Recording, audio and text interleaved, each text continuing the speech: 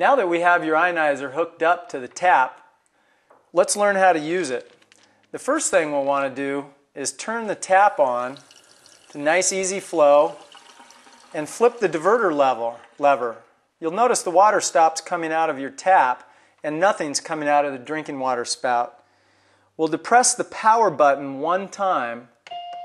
You'll hear the chime and the type of water you have selected. And you'll notice the water coming out. When it first comes out, it will be discolored, charcoal to dark gray, and that's absolutely normal of granulated activated carbon filters. To select alkaline water, we'll simply depress the alkaline button once.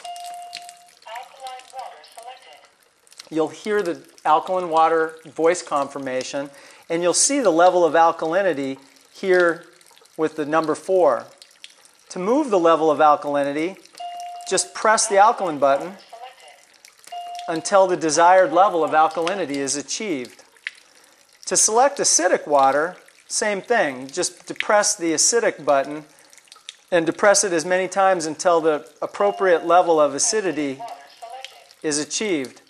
You'll notice that the icons on the back panel of the LCD will light up in red when you have acidic water selected, and in indigo blue when alkaline water is selected. To select purified water, simply depress the purified button. You'll get the voice confirmation, and you'll notice that no water is coming out of the acidic water outlet spout, and the water coming out of your drinking water spout is simply filtered and not ionized. The last button is the melody button, and that's used to turn the voice activation off. So if I depress the melody button and reselect alkaline, now you won't hear the voice confirmation. You'll know that you're producing alkaline water by the indigo backlights and icons, and the blue level 2 tells you what level of alkalinity you have selected. Well, it was much easier than I thought.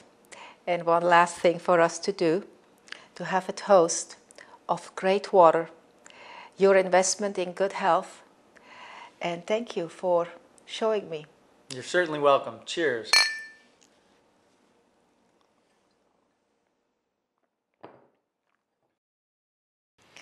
Now, Jay, I'm really curious how to use this. It looks very interesting with all the colors, and that's exciting. Yeah, that's the pH reagent test kit, which we'll use to test the pH and alkalinity in your water. I see. Shall we go show you how to use that? Yes. This is the reagent kit. Let's learn how to use it. First, we'll open up the kit and see what's inside. You've got your dropper bottle full of reagent drops. There's a spare fuse inside, and you want to put that somewhere safe where you'll be able to find it if you should need to replace your fuse. And finally, we have a pH color chart. Now, I want to note that you don't have to hit these numbers or these colors exactly, that they're just an approximate scale. So let's look at them individually, starting with the acid side. This is a 4, represented by this test tube down here, which you'd want to use for cleaning your face, your hair, for external purposes. Moving up the scale to slightly acidic with a 6 on the pH scale would be this test tube, which is a yellow. Then to neutral on the pH scale. Most tap water will be somewhere in this range between these two, and that's a 7 on the pH scale. Now moving to the alkaline side, which is a number 8 and represented in this tube by a nice blue, and that's probably where you're going to want to start drinking the water. If you start at too high an alkaline level, you may experience some discomfort from mild detoxification symptoms. So let your body adjust slowly. Now let's show you how to test the alkaline water. So now let's learn how to use the reagent test kit to check the pH level of the water.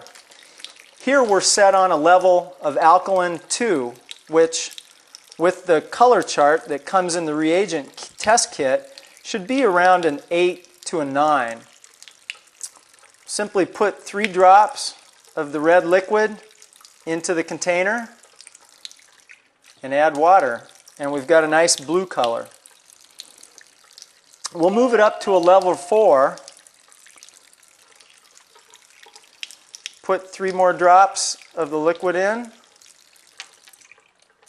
And now we've got a nice dark purple, which would be somewhere over a 10. I encourage you to use the reagent kit and master its use. And be sure you check all the levels of alkalinity and acidity on your machine to get an idea of the performance.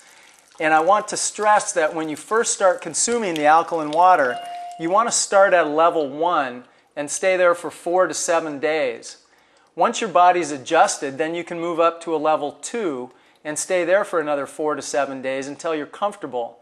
After this adjustment period, then you're free to move up to the higher levels of alkalinity, although there's no reason to believe that the higher levels are any more healthful for you. As a matter of fact, most people find that they settle somewhere between an 8.5 and a 9.5 on the pH scale. If I would like to have more calcium in my water, are those the tablets and how to use them? Those are the calcium inserts. Let's show you how to install them. Great.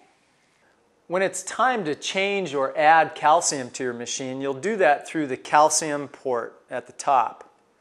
We'll begin by removing the silver calcium port cap, and it may be difficult the first time or two, so you just insert a butter knife in and gently pry it up until it comes off.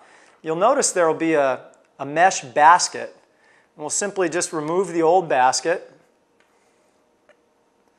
take the cap, the plastic cap, off the new calcium basket, being careful not to spill it, and insert it by pushing firmly into the port and reinstalling it,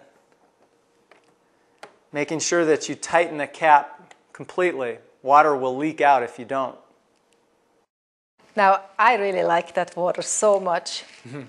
When I travel, is there a way I can safely take that water with me and keep drinking alkaline water?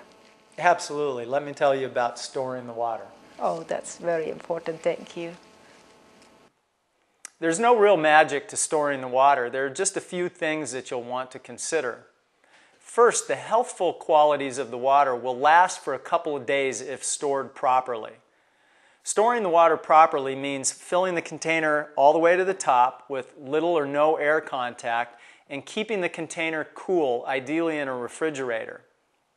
As far as the container options, we have a variety of options ranging from the least desirable here to the most desirable here, and I'll run through each one of those now. Least desirable are the number 1 PET bottles, which are identified by a number 1 inside of a triangle on the bottom of the bottle, and these are like all the bottles you'll find in convenience stores. Better are the harder plastic bottles, like a sports bottle, which is generally a number 2 on the bottom, and better yet are the hard plastics like Lexan or polycarbonate. Lexan is a number 7 on the bottom, and polycarbonate will generally say that. But better than all the plastics is glass. This is simply a 1-quart juice jar that you'd find in any supermarket, and that's ideal for storing the water as it's completely non-reactive. But the best absolute way to get the most health value out of the water is to drink it straight from the glass.